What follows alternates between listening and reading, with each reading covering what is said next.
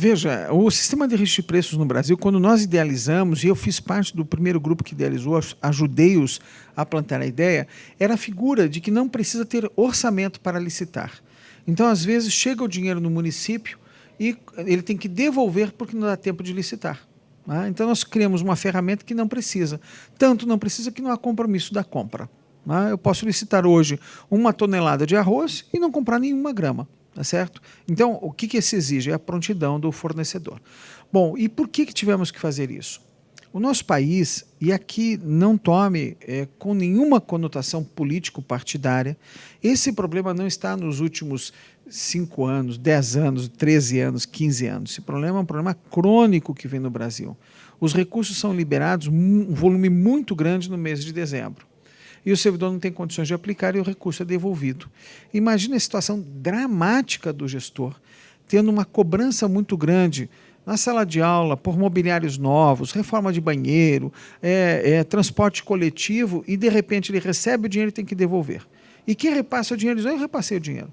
Então, na verdade, o sistema de registro de preços foi criado por nosso grupo para uma defesa do sistema de gestão. Eu licito sem ter orçamento. E agora o decreto deixou isso muito claro no governo federal. Não precisa ter orçamento para licitar por registro de preço. Precisa ter orçamento para contratar, para emitir a nota de empenho, para substituir o contrato, eu tenho que ter realmente orçamento. Então, isso põe... A ideia básica era por fim a uma queixa que se faz muito grande do pregoeiro da comissão de licitação. Não planejam, vamos fazer uma licitação rapidinha, né? Então, esse cenário tem que ser alterado. E o registro de preços é a ferramenta para isso. Mas a culpa não é de quem não planeja. A culpa é um sistema de execução orçamentária perverso que existe no Brasil e uma afronta ignorada pelos órgãos de controle no cumprimento do artigo 8º da Lei de Responsabilidade Fiscal. O que esse dispositivo diz? Uma vez aprovado o orçamento, por decreto, nós temos que dizer quanto vamos entregar a cada um, é o cronograma mensal de desembolso, durante cada mês. E não se faz isso. O pior, acabam de ser criadas ferramentas absolutamente sem base jurídica. No sistema saiu uma nova ferramenta, limitação de pagamento. Então, eu não tinha orçamento, consegui ter orçamento. Eu não tinha tempo de licitar, eu fiz o registro de preços antes. Eu consegui empenhar, consegui, mas na hora de pagar, foi empenhado 10 milhões, mas o governo decidiu que só vai pagar 2.